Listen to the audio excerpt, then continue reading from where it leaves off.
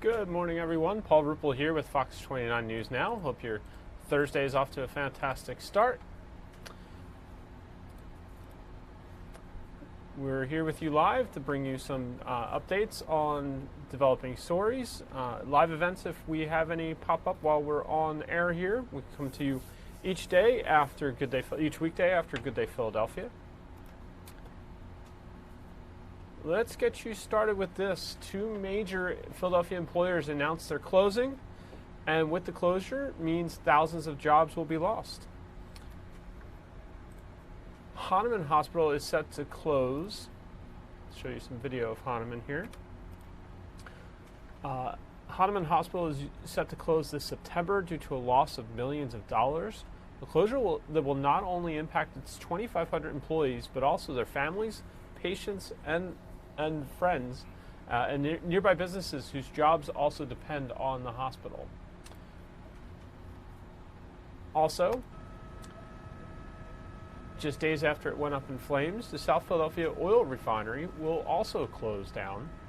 Philadelphia Energy Solutions says the fire, which burned for a couple of days, made it impossible to continue operating.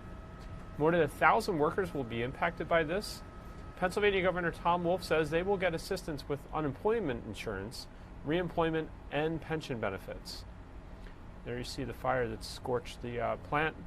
Explosion shot the tank onto the banks of the Schuylkill River, and now may prompt its closure.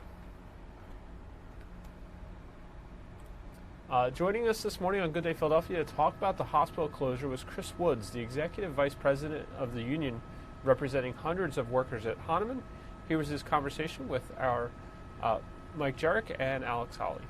32. Well, Hahnemann Hospital is set to close on September 6th due to a loss of millions of dollars over time. Looks like it might happen sooner than that, right? Right. A closure that will not only impact its 2,500 employees, but also their families, patients and their families, and nearby businesses whose jobs also depend on the hospital. Workers there, they've been urging the governor to step in and help. For real, what the hell am I going to do? I'm older now. It's not easy just to jump into another job. It is a surprise because you think that hospitals have money. You know, you don't think that a hospital could actually go out of business. It's not like a convenience store. Well, Chris Woods is here, the Executive Vice President of the union for the hospital workers there. And thank you for coming in. Thanks.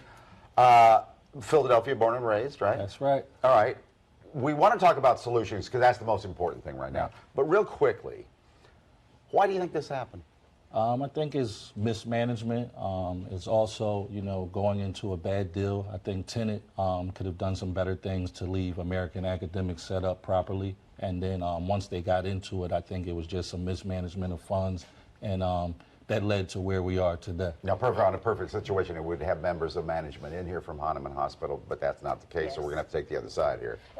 Do you think that there's a way to turn this around? Or do you think it's just so far down, this is really the only option? Yeah, we're still hopeful. I think short term is getting some relief from the state, the governor and other state officials. And then long term, I think if we can't have a potential buyer step in and purchase the hospital from American academics, that we would ask the state to take over the hospital until we can have a player at the table to be able to carry on this transition. And in fact, there's already been a letter that's been written, and you've been involved with that as well as Senator Vincent Hughes and others, asking Governor Wolf to step in and help. Do you think that's something that's likely? Do you think the governor will step in? Absolutely. I think we have a supportive governor who has always been right there at the forefront of all of our labor issues. I can't expect this would be anything different. So we're counting on him, and I believe he'll be able to help us out. Because it's been interesting because Mayor Kinney, people were talking to him yesterday, and he mentioned, well, it's a private business. Mm-hmm. There's not really much that we can do because it's private. Right. And the mayor has stepped in. He's done a lot. He's convened weekly meetings that we have participated in leading up until this decision. So he's pretty much done all he can do. Now it's up to the governor and other state officials to help us out. The group or the person that bought Hahnemann, didn't they also buy St. Christopher's Hospital for Children? Yes, St. Chris was a part of Tenet, the original deal, and they have that as well. So luckily, St. Chris is okay out of this. Are you sure? We're sure. As of right now, we're sure. For right now, though, because some people are thinking if they're managing Hahnemann and they couldn't get that together, then St. Chris has to be next. Yeah, you would think that, but St. Chris is doing well. It's doing well. It's thriving. We represent over 300 members there as a part of District 1199C. So St. Chris right now is not the main concern. It's really just question then, Chris. Why does some hospitals are thriving? We in Pennsylvania, CHOP, you know, and so is St. Christopher, as you say. Right. Why would this particular hospital not thrive? Like the woman said in the soundbite there, it's $50 for an aspirin, you know? It seems like they would have money. Right. I think what you got to do when you're from out of town is you have to get the community involved. You have to get connected politically. You have to build the relationships with the insurance carriers that's right here in Philadelphia. And I don't think American academics always did the best job of that. If you look at some of the other hospitals, they're engaged in the community, they're engaged in politics, and it helps when you go through some tough times like what we're experiencing today.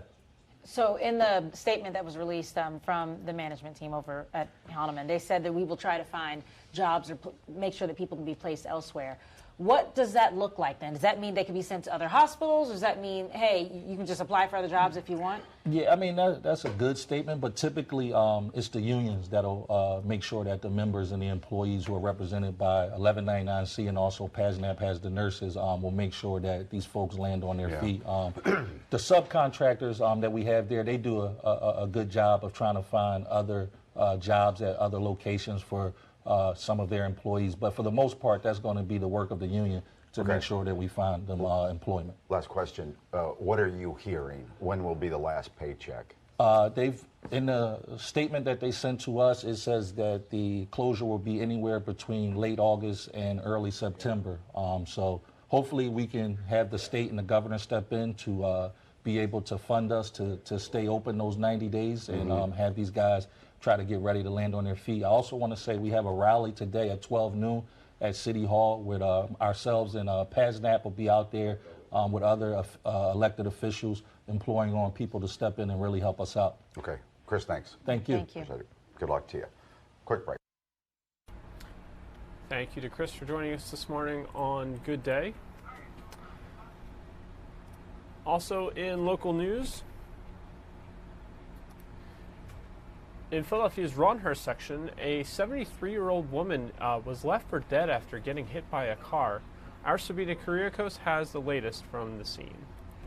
So many questions here about why this 73-year-old woman was walking here along southbound Roosevelt Boulevard. She was actually walking against the curb there with the guardrail when there's a sidewalk right across the street. However, police say that obviously it is the driver's fault, whoever hit her and did not stop. That's who they want to talk to. Let's go to video. All of this happened just after 10:30 last night. Authorities say they found groceries at the scene. They think the woman was walking back after picking up those groceries when she was hit by a dark-colored vehicle. They say that she suffered severe head trauma after being thrown out of her shoes over a 4-foot-tall fence and about 15 yards down the center median, where medics then found her and were able to rush her over to Jefferson Torresdale, where she is in extremely critical condition with severe head trauma. Police found a driver's side rear view mirror at the scene. They're also right now talking to a witness. They're looking for a surveillance video because they found surveillance cameras in the area. So a lot of clues that they're hoping helps lead them to whoever hit this woman and took off. Here's Inspector Scott Small. She was walking southbound, actually on the southbound left lane of Roosevelt Boulevard, which is very dangerous, and she got struck by the striking vehicle. So it may have been just an accident, but if the person who struck her is aware of what happened or sees it on the news, they should contact the Philadelphia Police Department. Just contact 911, turn yourself in. That's the best thing to do. And part of the tragedy here is that if this driver had just stopped, it's very plausible this could have just been an accident, this woman walking along the curb, and the driver very well might have been able to say that he or she did not see the woman. But obviously, it is the driver's responsibility to stop and check on the person that they apparently and allegedly struck. Right now, police continue to hunt down whoever might have been the person to leave the scene, and the woman, she remains in extremely critical condition. We are in Northeast Philadelphia, Cottman and the Boulevard. Sabina Kuriakos, Fox 29 News. Back to you. Thank you to Sabina for that report. Let's get you out to some breaking news.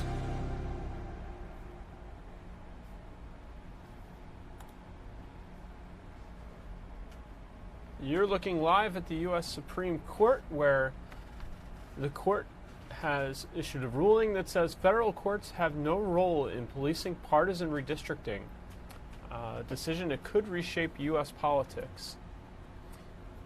That's the alert from the Associated Press dealing with the case. We will get you more about this ruling on gerrymandering. I can tell you this is one of several cases that the court is expected to issue on its last day. Before a long summer break, Chief Justice John Roberts could well be the author of decisions on both politically charged topics Thursday, whether to allow a citizenship question on the 2020 census and place limits on drawing electoral districts for partisan gain.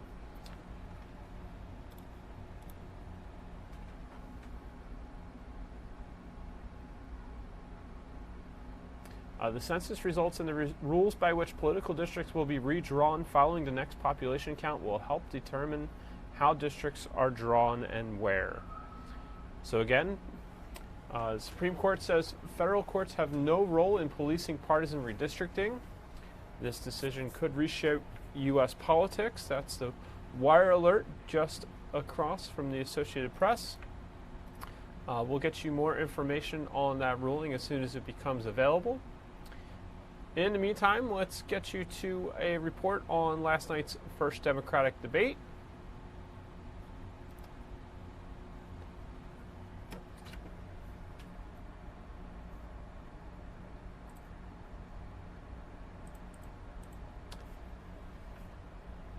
That first debate, of course, the first Democratic presidential debate for 2020 is now half over. 10 candidates crowded onto the same stage last night in Miami for the start of a two-day event that will determine who takes on President Trump in 2020, assuming he's the Republican nominee. Fox News correspondent Doug Luzader has more on who stood out and who may have fallen short. First Democratic presidential debate is now half over.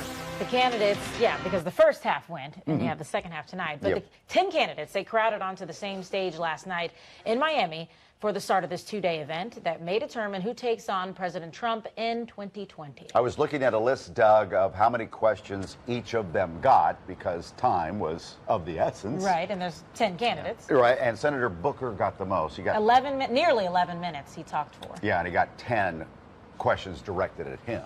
I think and Elizabeth Warren was second. Yeah, interestingly enough, he did very well in Google search results as well, and that's something that we'll get to in a moment. This was a big crowd, obviously, on the stage last night. No one had any real breakout moves, though, as some of these second-tier candidates were hoping to separate themselves from the rest of a very crowded field. A glitzy and crowded NBC News stage in Miami for this kickoff Democratic debate. An at times unwieldy collection of candidates that were, at times, willing to go after one another.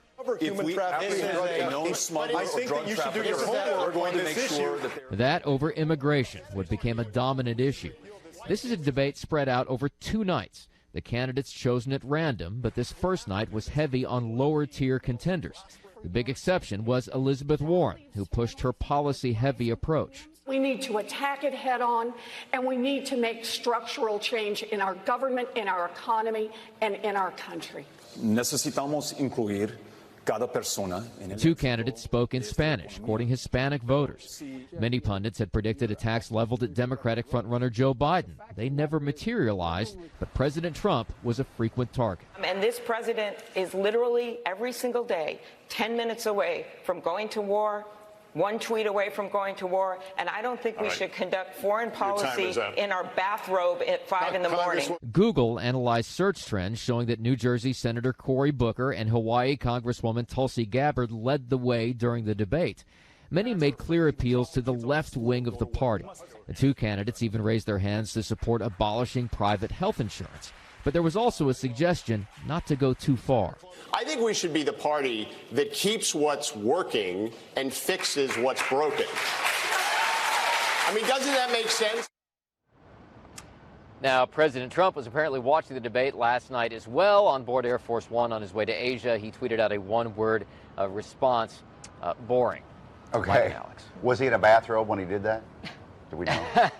We don't know. Yeah, what a line. Air Force One. All right, Doug, we'll see you tomorrow, Thank you. 7:14. Thank you to Doug for that report.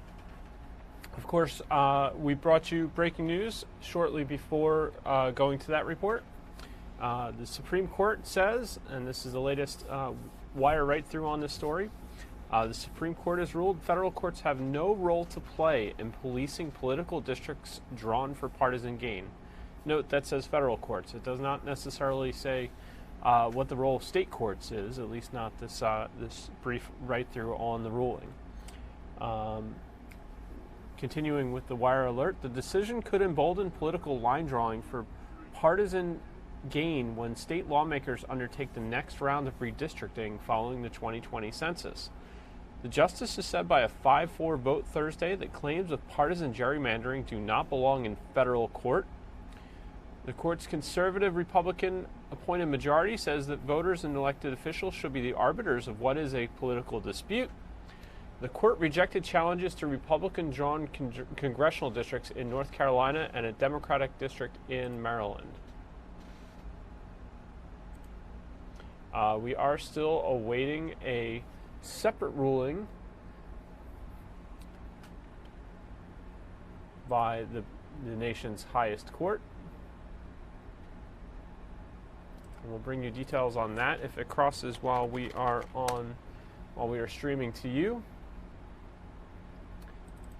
Of course, as I mentioned earlier, that case has to do with the 2020 census. There was speculation that Chief Justice John Roberts could be the author of both these decisions. We'll wait some more information on whether or not that was the case. We do have another shot up of the Supreme Court. Media and some protesters there assembled. Looked like there was some activity right around the time the first ruling came down. We'll get you back there for any other rulings that come down today from the court.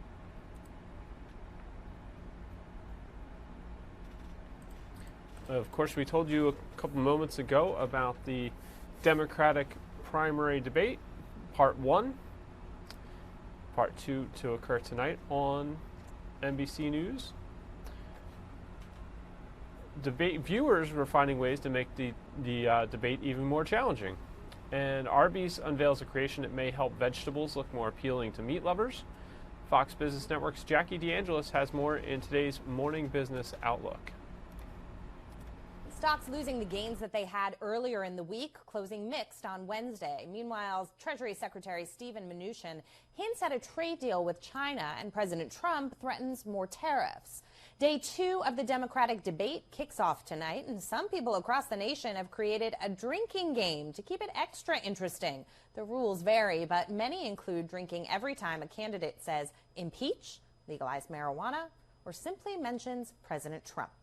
And Arby's has a lot to say about the meatless phenomenon taking over the fast food industry. The chain is proving its loyalty to meat lovers with a new culinary creation, introducing the world's first vegetable. It looks just like a raw carrot, but it's made from 100% turkey breast. The company says meat-based plants are the next big thing. That's business. For more, log on to foxbusiness.com. In New York, I'm Jackie DeAngelis. Thank you to Jackie for that. Looks like it could have another mixed day in the offing on the market.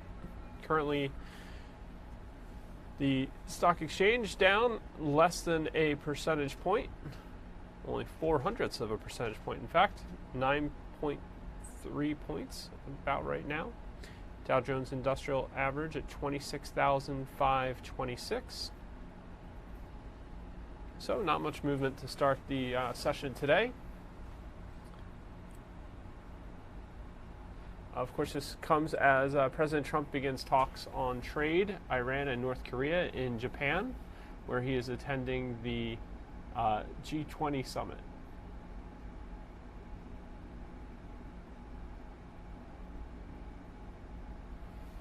The annual Group of 20 summit. All right, let's get you, we haven't done weather yet. Let's get you a full look at your weather.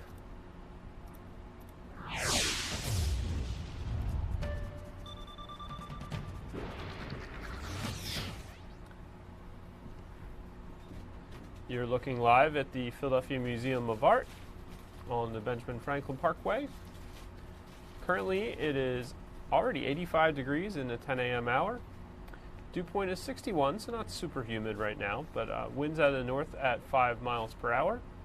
Not a whole lot of air moving out there either, so very light breeze. Let's get a look at current temperatures around the region. As we mentioned, 85 in Philadelphia, 85 for much of the area. Pottstown at 79, Mount Pocono even at 75. I believe we do expect a shore breeze later today.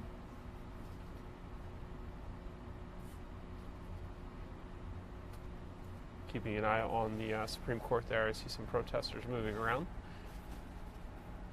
As I mentioned, I believe there will be a shore breeze later today. That's the forecast, so maybe some of those temperatures down at the shore will cool down a little. Temperatures across the northeast, 80s along the coast for the most part. Cooler up in Boston and New England, Bangor, Maine. But as warm as 77 back in Toronto, 80 in Cleveland. Miami already at 88, so is New Orleans. Phoenix at 82 out west. Coast cooler in the 50s, west coast. Midwest in the 70s pretty consistently, even 80 in Wichita right now. For us, it's a couple ticks warmer than it was at the same time yesterday. Wind speeds pretty calm or single digits, so we're not going to see many gusts here. Wind coming from a couple different directions, but generally out of the north and west. Visibility, not a problem. Nearly perfect across the area. And there you see not much cloud cover on satellite. U.S. Futurecast.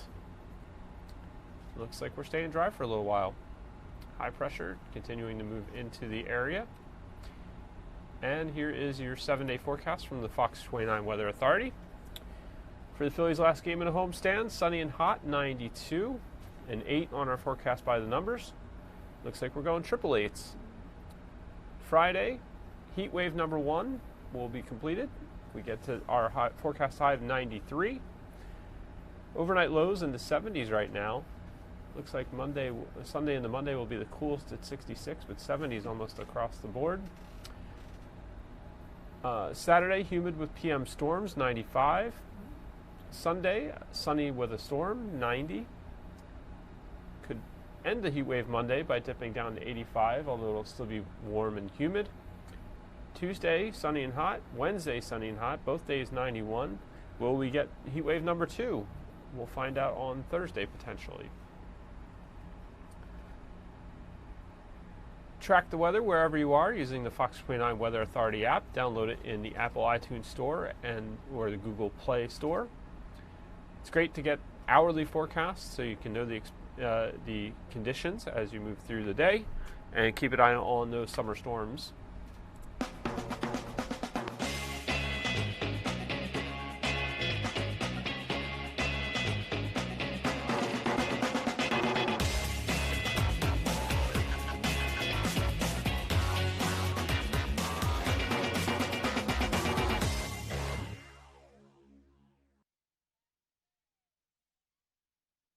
Don't think we showed you the wider angle of ultimate Doppler there. So there you see a little bit of rain up in Wisconsin and near Memphis.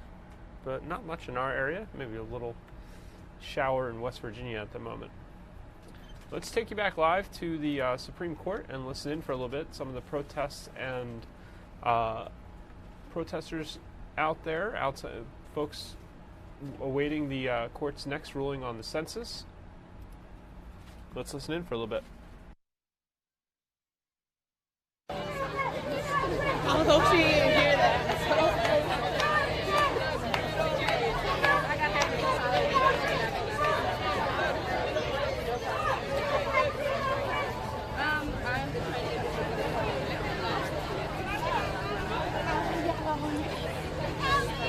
Let freedom ring! Count me in, let freedom ring! Count me in, let freedom ring! Count me in, let freedom ring! Count me in, let freedom ring! Count me in, let freedom ring! Count me in, let freedom ring! Count me in, let freedom ring! Let freedom ring! Let freedom ring! Let freedom ring!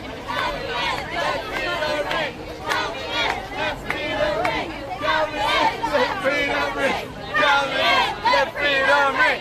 Count me in! Let freedom ring! Count me in! Let freedom ring! Count me in! Let freedom ring! Count me in! Let freedom ring! Count me in! Let freedom ring! Count me in! Let freedom ring! Count me in! Let freedom ring! Count me in! Let freedom ring! Count me in! Let freedom ring! Count me in! Let freedom ring! Count me in! Let freedom ring! Let freedom ring! Let freedom ring! Let freedom ring! Let freedom ring! Count me in! Let freedom ring! Count me in! Let freedom ring! Count me in! Let freedom ring!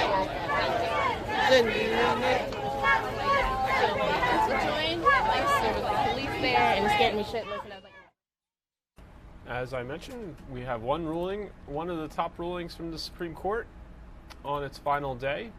One that experts are saying could reshape politics. The lead from Washington, the Associated Press right now, the Supreme Court says federal courts have no role to play in policing political districts drawn for partisan gain. The decision could embolden political line drawing for partisan gain when state lawmakers undertake the next round of redistricting following the 2020 census. Of course, not much said there about the role of state courts, but this decision being seen as a blow to critics of partisan manipulation of electoral maps that can result when one party controls redistricting. Chief Justice John Roberts, as was suggested, did in fact write for the majority. The districting plans are highly partisan by any measure, but he says courts are the wrong place to settle these disputes. In dissent for the four liberals, Justice Lena Kagan wrote, "For the first time ever, this court refuses to remedy a constitutional violation because it thinks the task beyond judicial capabilities."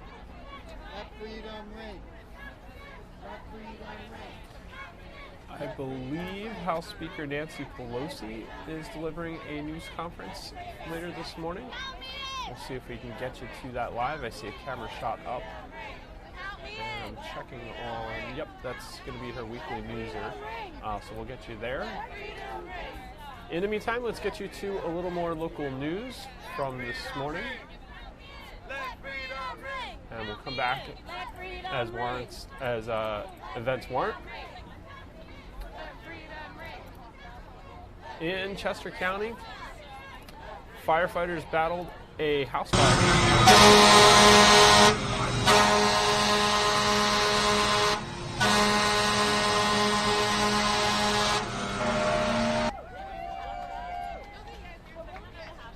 That 3-alarm house fire started just after 11 last night on the 3500 block of Hazelwood Avenue in Collin Township. The flames started in the basement of a 2-story home, spreading to the roof. A person living inside the home and a firefighter were taken to the hospital, but they're expected to be okay. Firefighters were able to get the fire under control at 1 a.m.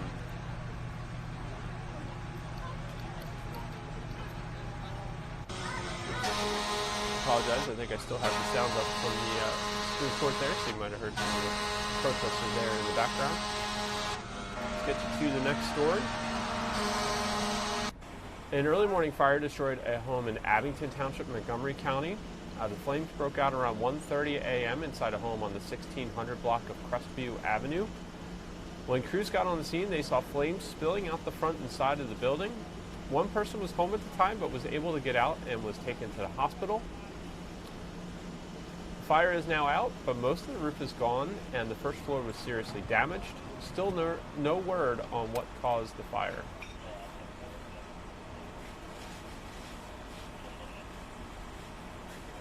Developing overnight in the city's Kensington neighborhood, a 28-year-old man died after being shot.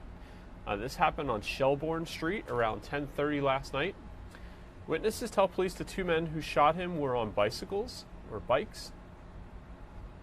Police say 16 shots were fired and the victim was shot in the face, head, chest, and torso.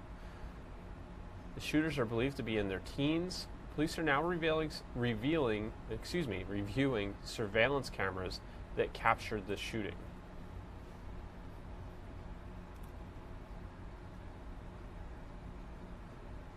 In Atlantic County, New Jersey, a man's facing charges accused of assaulting a baby in a stroller.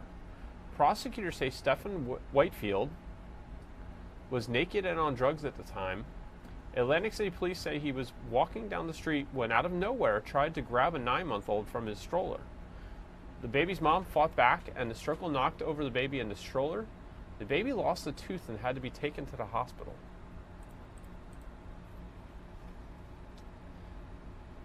In Burlington County, this man has been charged with stealing more than $2.5 million from his Morristown employer over the past 14 years. Charles Esposito is accused of diverting money from Old Castle building envelope into his own account. The 78-year-old accounting manager turned himself in.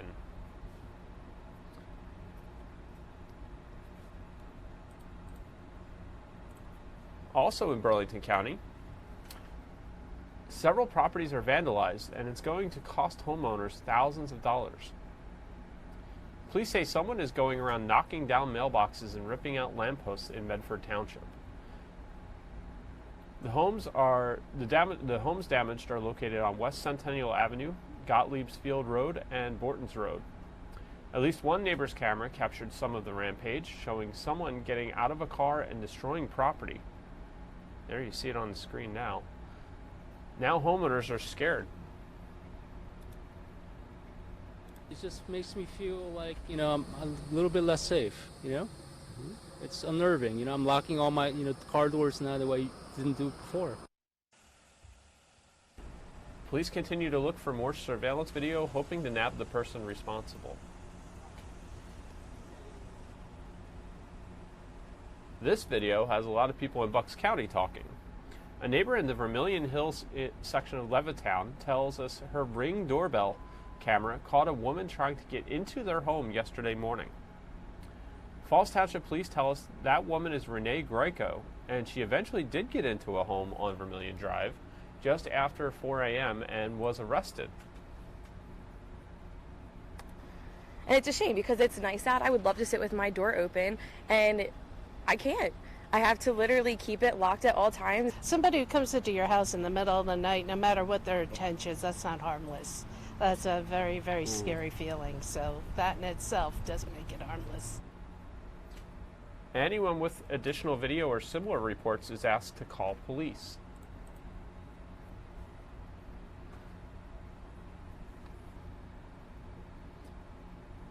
Back in the city, federal authorities now say they seized nearly 20 tons of cocaine from a ship at the port of Philadelphia last week. It has a street value of $1.3 billion. U.S. Customs and Border Protection released the updated totals yesterday. The total seizure weighing almost 40,000 pounds. It's the largest bust in their history. Of course, brought you a news conference last week where they unveiled and showed off the proceeds of that bust. Talked about how they were finding it in cargo containers and holds and all over the ship. 6 people have been charged, I believe, in this case at this point. That was the last report they had during the news conference last Friday.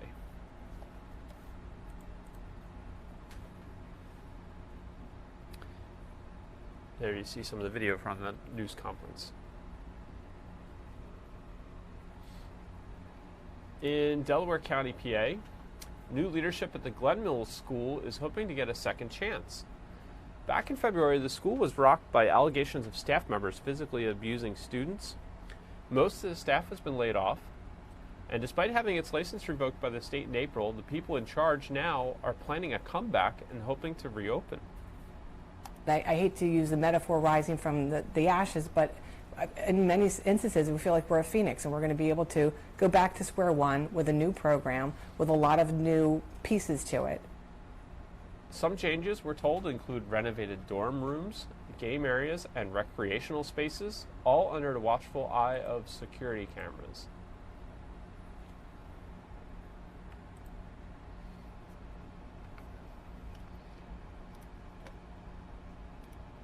As I mentioned earlier, we are waiting for House Speaker Nancy Pelosi, who is expected to hold her weekly news conference in Washington, D.C.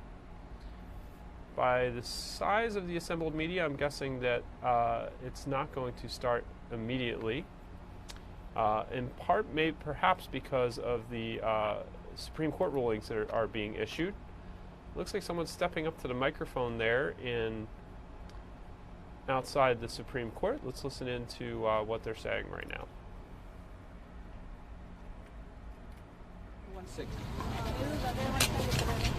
You can spell your name too. Good morning. My name is Gustavo Torres, Gustavo Torres, and I am the executive director of CASA, one of the plaintiffs in this decision. We just learned that the Supreme Court make a decision, but it's not very clear about what the decision they make. They returned some of the question to the 4th District, so we don't know exactly. Our attorney is inside. He's going to come in a second and he's going to describe all the details about what exactly mean that decision. For the time being, I want to welcome Nana Jamfi from the Black Alliance for Justice to join us. She's here? She's here. So please join us. Nana, you here? Thank you very much. So again, we are waiting as soon as our attorney arrived to describe more detail because the decision is very confused right now. It's not very clear about what happened. Nana, please join us. Thank you so very much. Could you spell your name? Yes, my name is Nana Jamfi. Sorry, let me get closer. Nana Jamfi. N-A-N-A, last name G-Y-A-M-F-I. I am the executive director of the Black Alliance for Just Immigration. Well, we have just received this decision. It is clearly not the decision that we wanted, but we cannot say that we are surprised, especially given the court's pro-gerrymandering decision made just earlier today. The Black Alliance for Just Immigration denounces in the strongest way this rollback of the freedom, dignity, and human rights of Black and immigrant communities of color. Given this administration's blatant political corruption, xenophobia, and relentless attacks on Black people and other communities of color, we know that the addition of a citizenship question is nothing more than a racist attempt to discourage our participation in the 2020 census and artificially reduce our ever-growing numbers. We know that this administration has the hope of solidifying what we describe as white minority rule, and that they hope, as they pointed out in their own paperwork, to do so by gerrymandering Black, brown, and Asian people out of elected offices throughout this country. And they think that their attempts to erase us will succeed. This is another futile attempt to whitenize a country that has never been white, will never be white, and is blacker and browner every day. As our African American family teaches us, we shall not be moved. This administration's, these white nationalists, their desperation is our inspiration. The Black Alliance for Just Immigration, our communities, our partners, our allies, we will continue to mobilize. We will raise awareness and educate our communities about the importance of a full census count. We will stand up, we will prioritize our community safety, and we will be counted. We, Nukapam, I'm yet to meet. Si se puede. Yes, we can. Thank you. Thank you very much. Now I want to invite Maya Ledesma, who is one of the plaintiffs. Maya es una líder de nuestra comunidad, and she is going to say a few words right now. Maya, please join us. Thank you very much. Ana is going to interpret. Vamos, Maya. Buenas tardes, mi nombre es Madaí Ledesma y todos me conocen como Maya. Good afternoon, my name is Maya Ledesma, but everybody knows me as Maya. Bueno, lo único que quiero decir es que si nosotros somos contados de la manera correcta a la hora de pagar nuestros impuestos. So what I want to say is that if they're counting us when we're paying our taxes, entonces queremos que también seamos contados de la manera correcta para el censo del 2020. so if they're counting us when we're paying our taxes, we want to make sure that we're counted with the census in 2020. Otra cosa, también me agrada que todos estén aquí defendiendo a la comunidad migrante porque sabemos de dónde venimos. Toda esta nación está construida por toda la comunidad migrante. I'm very glad that everyone is here and supporting the immigrant community because we all know that we come from immigrants. Creo también en que tenemos que ser contados como personas, no como comunidad minoritaria ni por razas.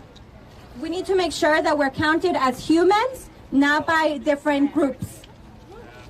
Otra cosa, también queremos que la gente se siga actualizando y educando para hacer valer sus derechos y de decirles que también si somos contados de esta manera tenemos el derecho de que no tienen que dar información a otras agencias. So we want to make sure that if we're being counted in this way, that they're not sharing the census information with other agencies. Bueno, creo que es todo. Muchas gracias y les digo, sigamos estando unidos como minorías y esta administración es la que tiene miedo, por eso hace esta pregunta discriminatoria. That's all I have to say for now. I just want to say thank you. And the reason that this question is in there because the administration is being discriminatory towards our community. Y no tengamos miedo. Si llegamos de esta manera con bastante valor, sigamos demostrando ese valor ante esta administración. So let's continue without fear. We're here and let's continue going forward. ¡Sí se puede! ¡Sí se puede! ¡Sí se puede! ¡Sí se puede! ¡Sí se puede! ¡Sí se puede! Thank you very much. And again, quiero enviar un mensaje a nuestra comunidad. Going to break in here real quick to let you know, as you can see with the banner on the screen, the Supreme Court has blocked the citizenship question on the 2020 census for now. That is the initial report from the Associated Press. You've been listening to a news conference there. CASA, members of CASA reacting to some of the ruling. Let's get you to Nancy Pelosi, House Speaker, holding her weekly news conference in Washington, D.C. right now. Let's listen in to her thought. I'm sure she'll have some thoughts on the news conference.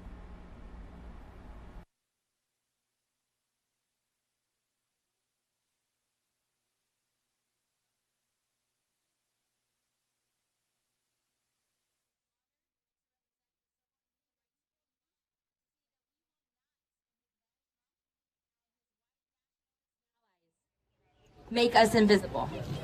We will count. When we are told that our children don't count, we proudly say, we count. When we are told that our communities don't matter, we proudly say, we count.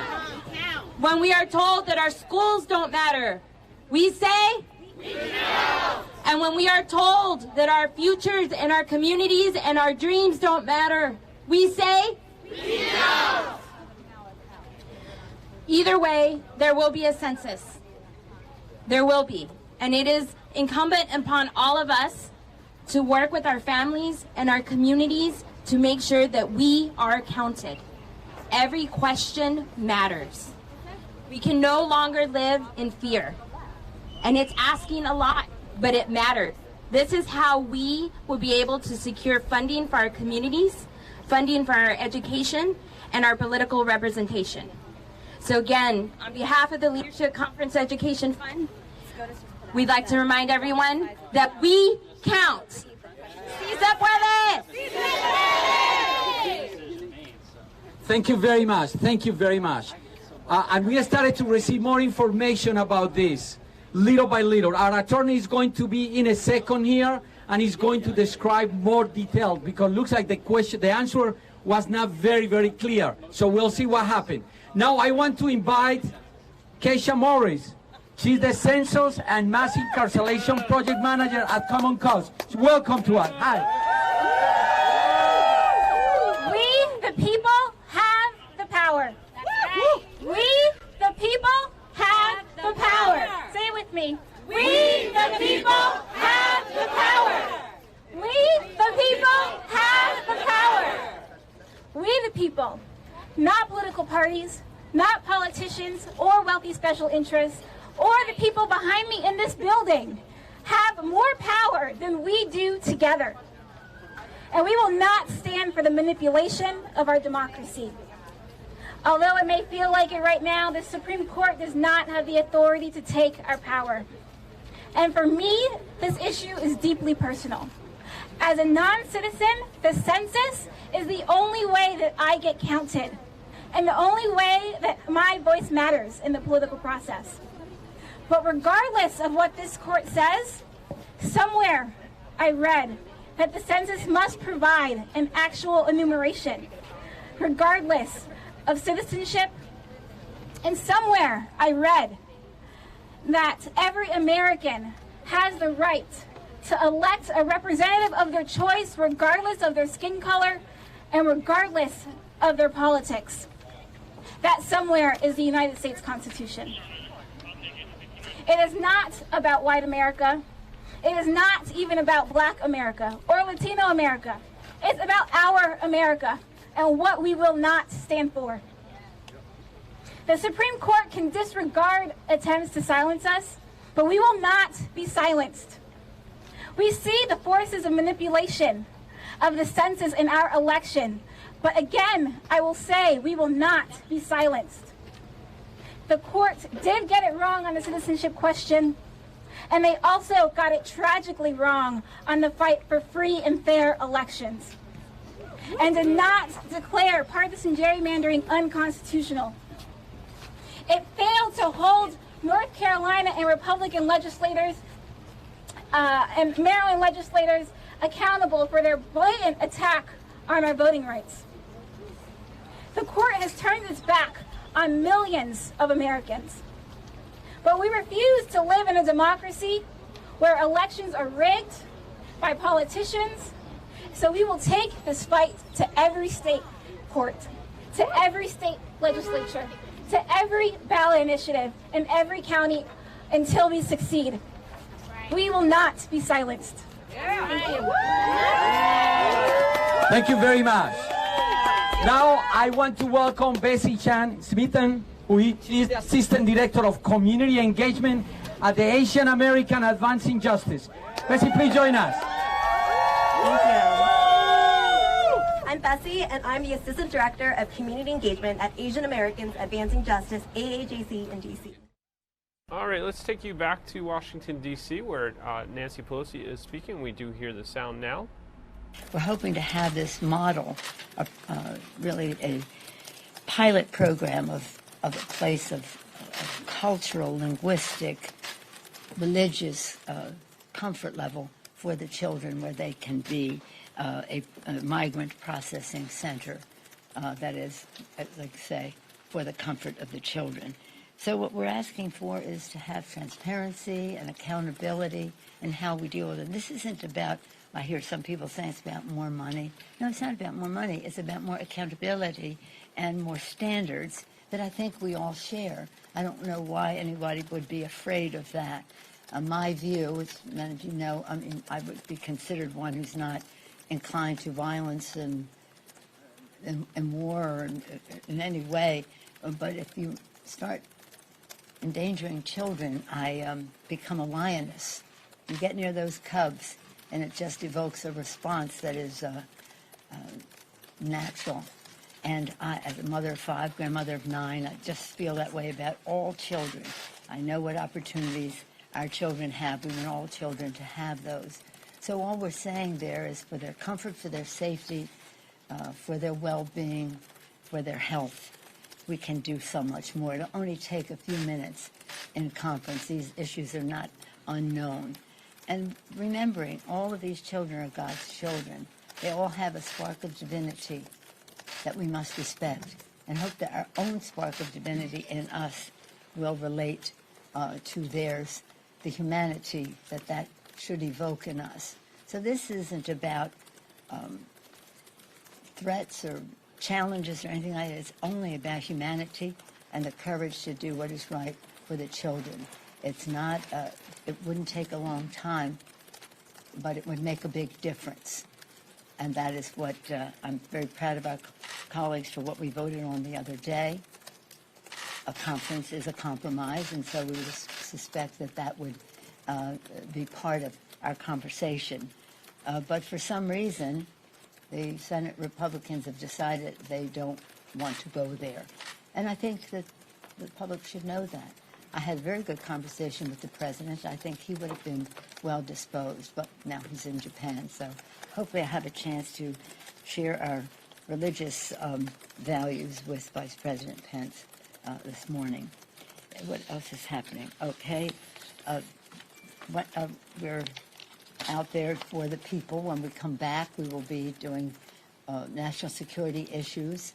We will be doing the the Armed Services Committee authorization bill, the National Defense Authorization Bill. That's when we come back. We'll be talking about following up on what the Senate did on arms sales and the like. And we will hear, on another note, we will hear from Special Counsel Robert Mueller on July 17th. We look forward to hearing that from him. But I would hope that we could, pass today in a bipartisan way to save our federal elections, because that is, again, John Lewis said this at a press conference we had on the Voting Rights Act, which is a partner to this bill, H.R. 1. It's a sacred right, the right to vote. Any questions? Madam Speaker. Madam Speaker. Let me see if we can do somebody new. Okay. Thank you, Madam Speaker. As you know, Senator McConnell has said he would table your new border bill if you send it over. The administration also opposed it. So if it comes to it, would you put the Senate bill as passed on the floor of the House? Well, I haven't been told by the administration that the president seemed well disposed to some of what we were proposing. And here's the thing. What are they afraid of? I don't see that same attitude coming from the administration. I see that coming from Mitch McConnell, and I just don't know why. We have respected the fact that the Senate has passed their bill. We think they should respect the fact that we've passed ours. So if this is how he sees things for the future, cooperation is a two-way street.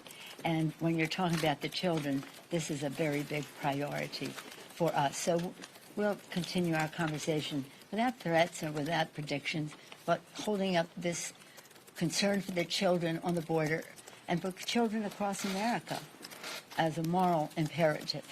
and we will fight that fight. So, Madam Speaker, are you ruling out putting the Senate bill on the House floor? We are looking forward to having a conversation, further conversations on this matter, one step at a time. Yes, sir.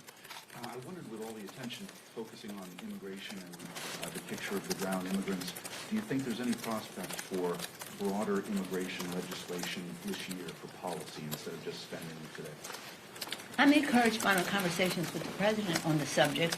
I spoke to him on Friday, and I spoke to him on yesterday, and we talked about the fact that if we're going to deal with these issues, we have to deal in a way that builds on the DREAM Act and promises and goes further to address the many people in our country who need to have a path to citizenship, which is overwhelmingly supported by the American people. So, yeah, no, I think we're going to have we're going to continue those conversations, and hopefully that's something that can be done in the near rather than the longer term. But it has to be done. You know, we can talk all we want about one thing or another, and we have always talked about comprehensive immigration reform, but since that didn't happen, we did the Dreamers. We want to do some visas maybe when we come back, ag jobs. There are a number of things that really must be addressed, but hopefully we can work in a way that respects the dignity and worth of every person, understands what immigration means to America, and constantly reminding people of President Ronald Reagan's last speech as President of the United States when he spoke about the vital force of America's preeminence in the world being every new generation of newcomers that comes to America. So look it up. It's a beautiful speech, much better than I just did. Madam Speaker. Wait a minute. Madam Speaker. Okay, you go. Madam Speaker, I wanted to follow up. We had like a Williamsburg rule in our caucus, is if you asked the question of previous meetings, then you have to be in line behind other people who didn't ask them. But we're here every week. And we're not Williamsburg. I can answer we were a Williamsburg thing, and you know how it is. Sometimes the same people jump in the front of the line. You didn't understand. We have no problem. I just wanted to follow up on his question about that photo of the man that was drowned with his toddler daughter. What was your immediate reaction when you saw that photo, and who do you hold responsible for it? Is there anybody to blame for that?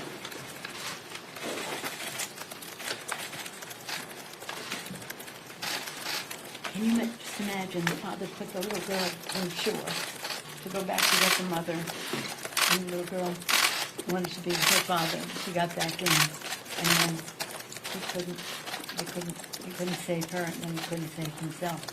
It was such a tragedy.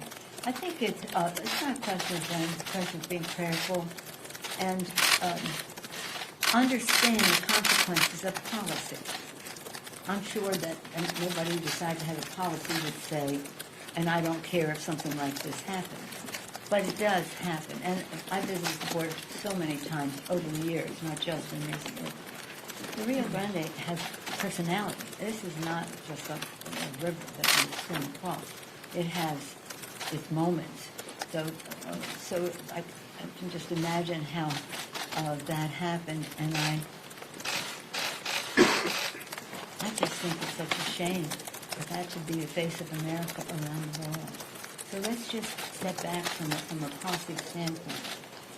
This is one of those metered situations where people who come to our country and want to be admitted have to meet certain standards. That's the way it is. But it isn't, I've had this conversation with my Republican colleagues frequently. It shouldn't be a crime to have a visa, to have a status violation. If somebody commits a crime or is guilty of a crime, and they're in our country, prosecutorial discretion would warrant that they, or justify that they be sent away. So nobody's saying if people are, but if you overstay your visa, or you're coming in, as this family would have been coming in, but they had narrowed the number of people coming in through the ports of entry, so they were coming in not through the ports, and that's not unusual there. I've physically seen that happen there. And again, enlarge the issue weigh the equities. We're talking about human lives. And let's just subject people to the laws. But we also have to recognize that everybody in America has rights. Everybody in America has rights. And we're trying to make people aware of their rights once they're in our country. But you just cannot say, and there's a disagreement, that anybody coming across the border is breaking the law. Not until there's been a determination as to whether they can stay or not. But just because they're coming across the border, they don't. Now, we all want to have border security and do what we need to do to protect our borders, north, south, east, west, Gulf Coast, whatever. We have to do that. But we don't have to undermine who we are as a country by saying it's a crime to engage in an internationally recognized opportunity to make your case to come into a country, any country, any country. Madam Speaker. Madam Speaker. Thank you. Good morning. Can you describe the time crunch that we're under? I know you say the Senate passed their bill. You're going to pass another version today. You have to be mindful of what both bodies have stood for here. But there is a time crunch, and there's a risk of not doing anything, getting any agreement before the break. Can you describe what that risk is if you can't come to an accord? Did I not answer this question? One step at a time. One step at a time, Chad. We would like to see if we can have some conversation. And if there's a rejection because they don't agree that we should have healthy medical facilities and nutrition and hygiene and trained personnel, let's find that out. Because it's not more money, it's just how the money is spent. But they say that those organizations, faith-based organizations in the region should not be compensated fully for what they have already provided. Well, let's find that out. So what is the objection? We may have some, what's a compromise? So there may be some things that we would yield on depending on the objection they may have. So we're just taking it one step at a time. We, and I say this almost with a sense of thanks for telling us, everyone, we know how urgent it is to get the money and the resources and the changes to these children. And we care very much about them.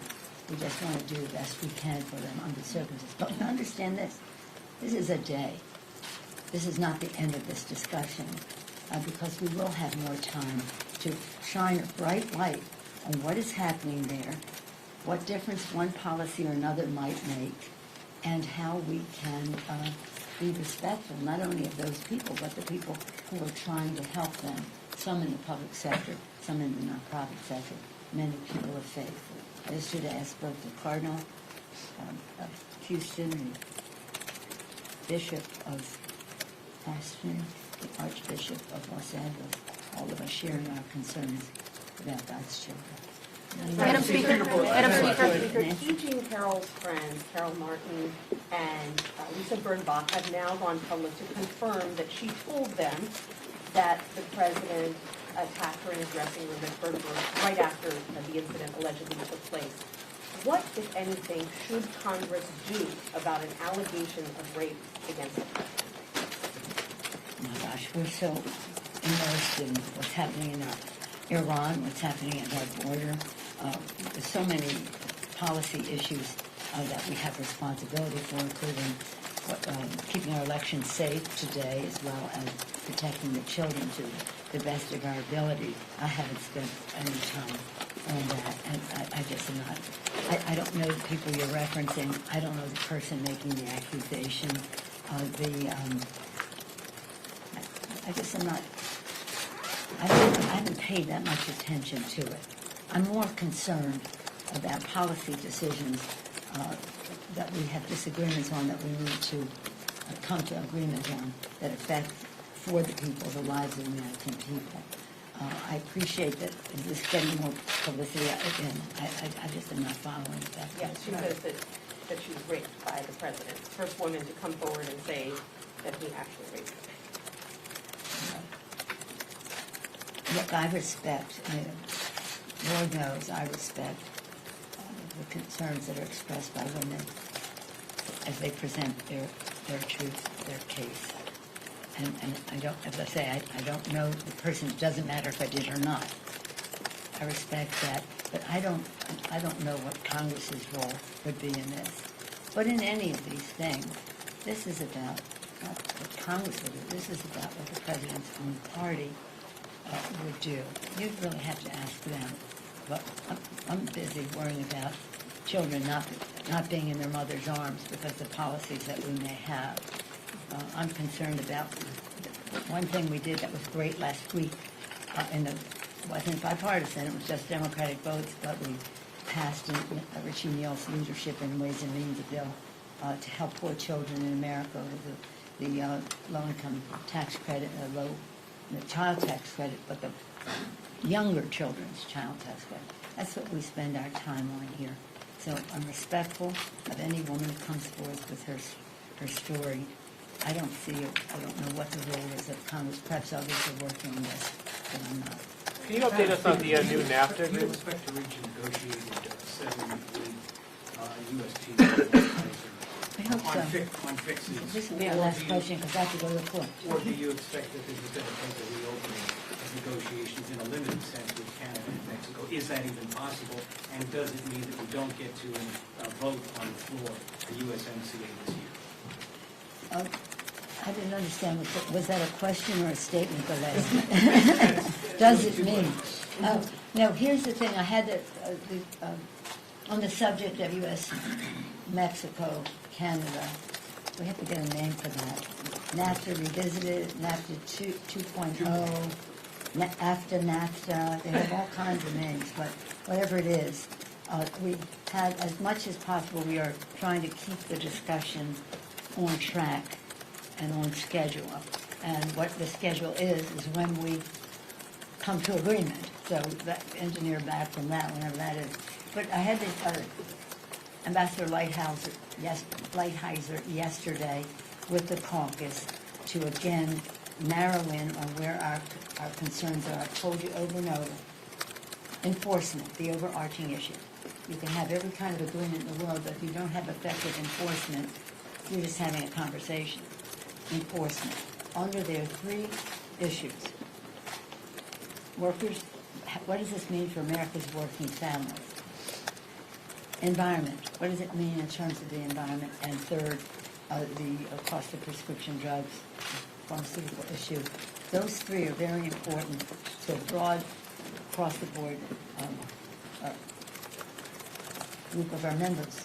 We have some dogs and cats under there, other smaller, more regional issues. We love our dogs and we love our cats, so that is not to make them any less important. It's just the first overarching, and the three could be deal breakers. So what we would propose is that we have to have enforcement. And we don't have enforcement if it's in the letter or sidebar of a law in our country, your country, but not in the agreement. So I could see a scenario where we would just, for the singular purpose of doing enforcement, that we would suggest that they should open. I mean, this, it's a question of having the strongest possible vote. We want to pass this bill.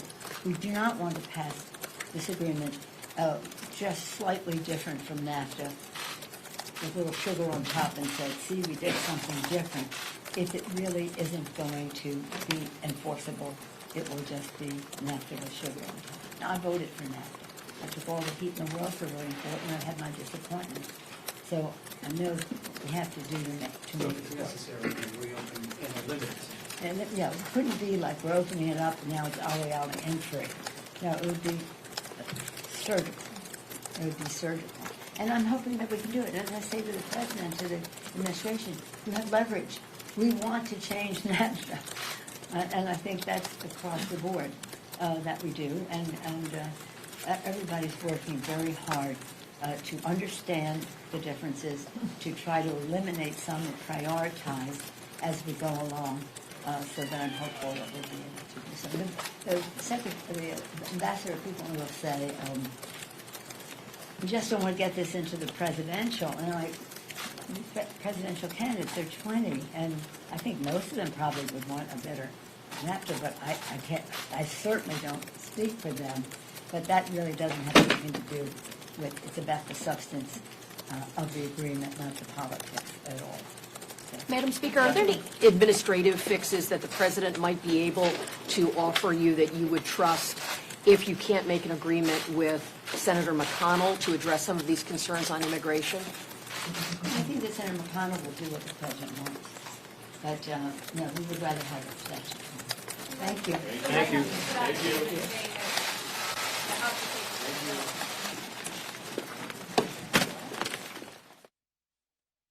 You've been watching House Speaker Nancy Pelosi's weekly news conference in Washington, D.C. We'll take you back to the Supreme Court. The breaking news we had earlier for you this morning. The court ruling on two major issues. One being redistricting, gerrymandering accusations. The Supreme Court won't block districts drawn for partisan gain.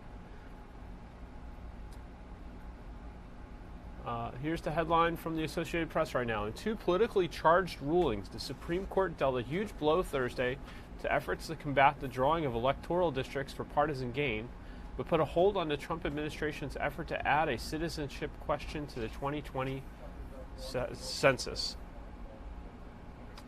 Looks like that shot is actually static right now, so let's get you back to the Philadelphia Museum of Art.